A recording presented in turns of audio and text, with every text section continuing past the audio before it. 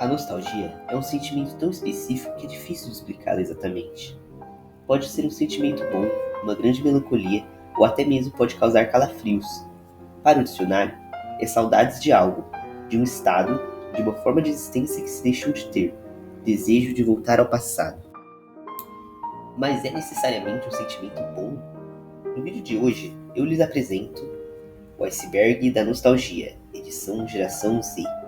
Sendo Geração Z uma forma de denominar aqueles nascidos entre 1997 e 2010, embora para mim isso pareça tão abrangente.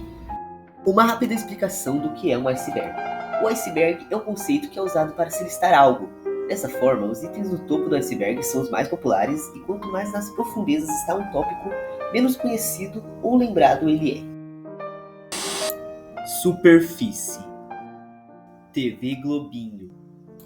Foi um programa de TV muito amado, onde a emissora Globo transmitiu desenhos e animes ao mesmo tempo que contava com algum apresentador. Foi transmitido do ano de 2000 até 2015, e em todos esses anos o programa contou com mais de 100 desenhos, incluindo 3 Espiãs Demais, Dragon Ball, Yu-Gi-Oh!, Os Padrinhos Mágicos, entre outros. Até hoje sua audiência não superou seu cancelamento, que se deu por conta do lucro da emissora, que não era possível ter com animações, já que os patrocinadores não tinham interesse no público infantil. Clique Jogos. Um site de jogos que foi criado em 2004. Lá era possível jogar diversos jogos em Flash, que usavam a já extinta tecnologia Flash Player. Com sua extinção, o site, apesar de ainda existir, perdeu muito conteúdo. Diversos jogos que para nós são nostálgicos, hoje são considerados Lost Media. E com os smartphones, as crianças de hoje em dia não ligam muito para os atuais jogos do site. Então, no fim das contas, agora ele é só uma lembrança deixada para trás, jogos que talvez só estão agora nas nossas memórias. TV Cultura. É uma emissora de TV brasileira pública que foi inaugurada em 1960. O canal contava principalmente com desenhos infantis que passavam praticamente o dia todo de segunda a sexta. Alguns exemplos de desenhos são Castelo Rá-Tim-Bum, Cyber Chase, Os Sete Monstrinhos e Dog Funny, entre outros. A emissora continua no ar até hoje, porém não tem tanta audiência por conta da novidade dos streamings e do YouTube. Esse canal realmente foi um marco para as crianças, não só da geração Z, mas de várias gerações anteriores.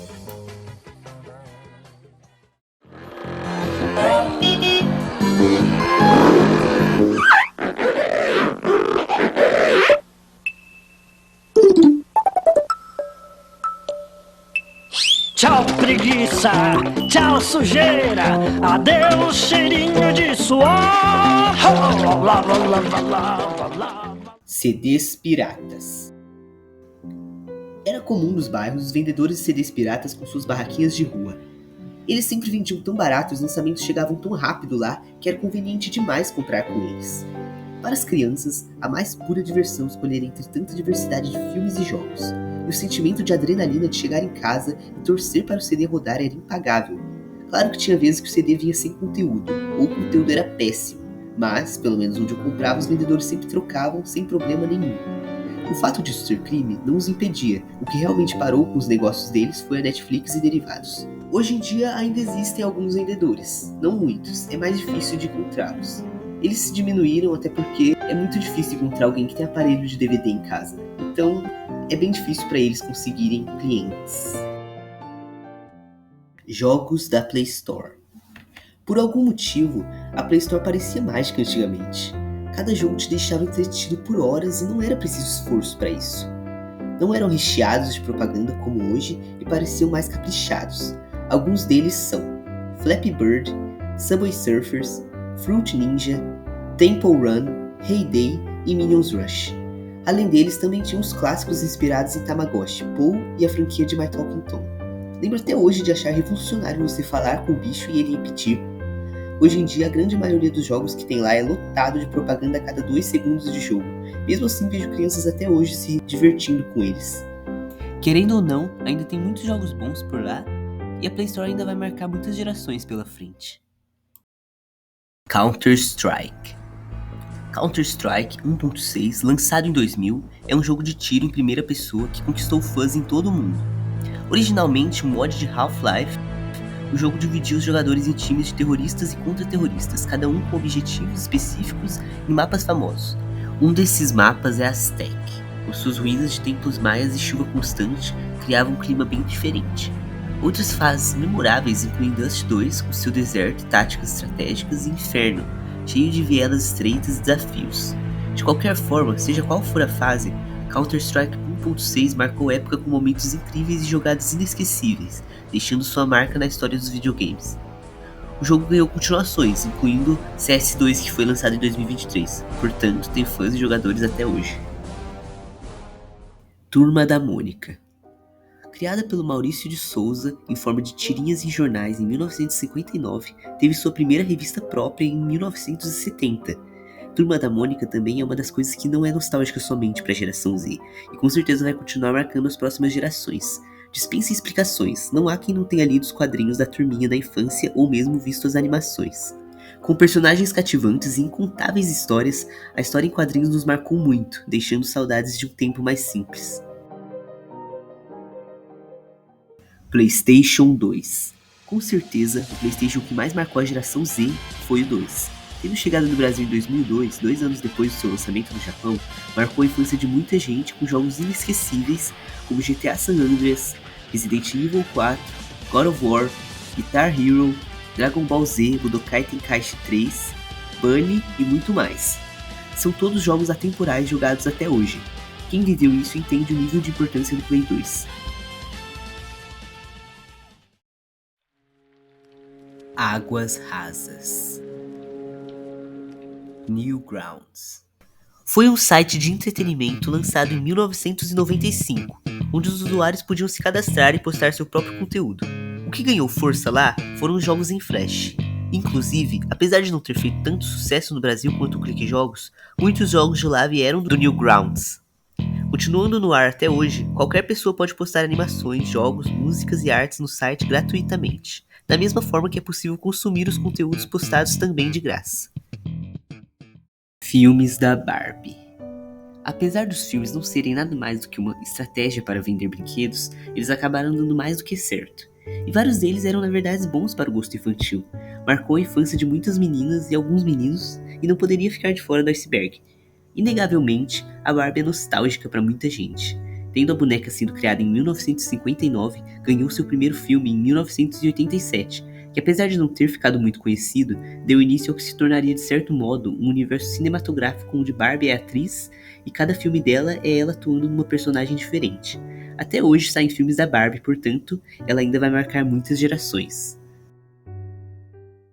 MMORPG. É um tipo de jogo online que suporta uma quantidade muito grande de jogadores ao mesmo tempo. Nesses jogos é possível interagir com outros jogadores, subir de nível, fazer missões, em muitos é possível personalizar seu personagem e muito mais.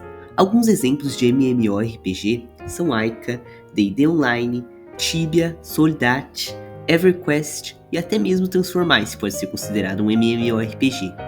Gostaria de dar destaque a Tibia, pois foi um dos mais relevantes na época.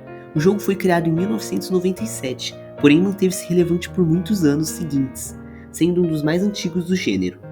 Nele era possível buscar tesouros, lutar com criaturas como dragões e demônios ou com outros jogadores, e isso aumentava cada vez mais o seu nível. Era também possível explorar muitos lugares como masmorras, desertos, florestas e muito mais, mas quando você acabava de criar seu personagem, você começava na ilha de Dawnport, onde tinha que ficar até que desenvolvesse suas habilidades consideravelmente.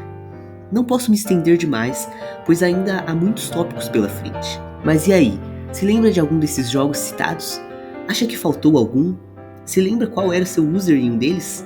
Quanto tempo faz que não acessa sua conta? São memórias que ficaram no passado e podem ser revividas, pois muitos MMORPG podem ser jogados ainda em 2024. Se você se lembra seu login, passa lá.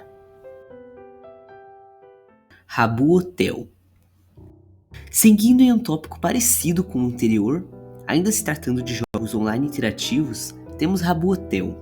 Pensei em englobar tudo no mesmo tópico, porém Habbo é diferente. O jogo foca muito mais na socialização, sendo de alguma forma até mesmo uma rede social.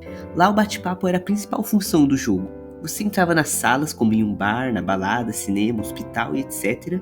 E lá interagia com as outras pessoas. Você também podia criar suas próprias salas, mas era bem difícil fazer algo decente sem pagar com dinheiro de verdade no jogo. Gostaria de fazer uma menção honrosa a Club Penguin, já que era um pouco parecido com o Rabu. Era um MMO, porém, assim como o Rabu, se difere dos citados no tópico anterior.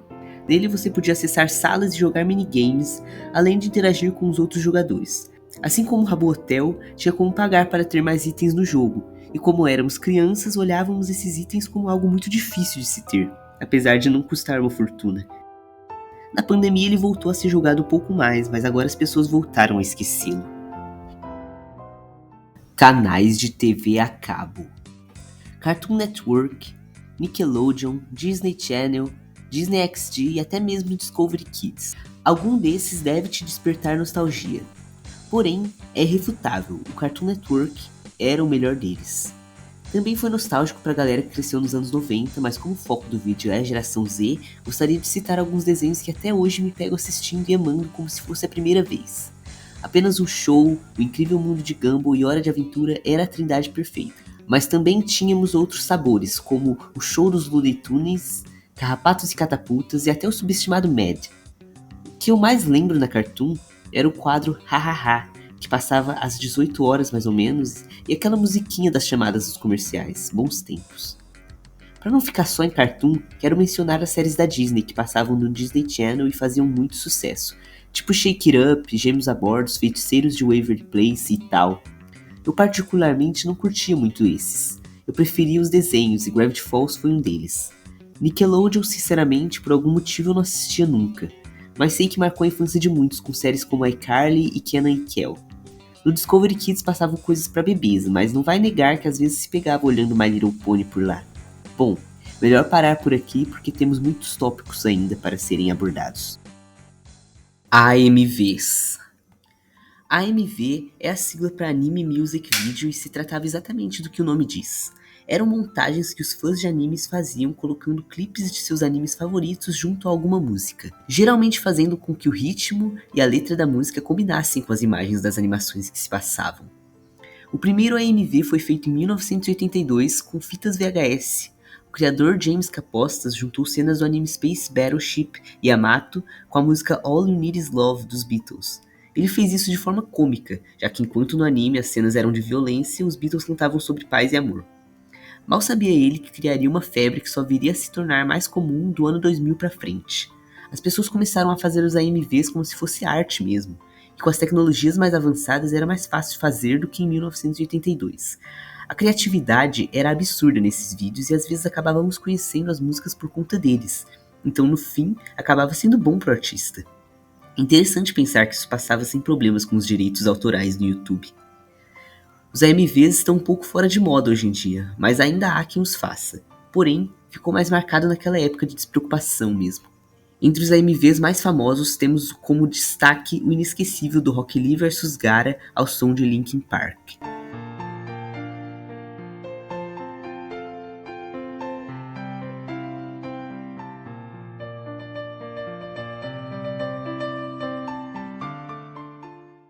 Creepypastas. As creepypastas nada mais eram do que histórias de terror inventadas por gente comum, que eram compartilhadas tantas vezes na internet que acabavam se tornando muito conhecidas. Entre as creepypastas mais famosas temos Jeff the Killer, Sonic X, The Smiling Dog e, claro, Slenderman, o cara gigante sem rosto. Ele se tornou tão famoso que tem gente que nem sabe que ele veio de uma creepypasta. A graça era como as histórias tentavam parecer reais e algumas até pareciam. Lembro daquela do experimento russo do sono que tinha até vídeos macabros. Por algum motivo gostávamos de ler sobre essas histórias para ficar com medo mesmo. De alguma forma o medo é uma forma muito boa de entretenimento. Com o passar do tempo, as creepypastas foram se tornando cada vez mais conhecidas entre os usuários da internet. E foram surgindo fanarts, novas histórias sobre os mesmos personagens, e uma hora as creepypastas foram perdendo, já que começaram a humanizar os monstros dos contos. Tipo, isso era pra ser o Jeff the Killer? De certa forma, não tem mais graça e nem é mais assustador, porém, não deixa de ser uma lembrança boa e marcante.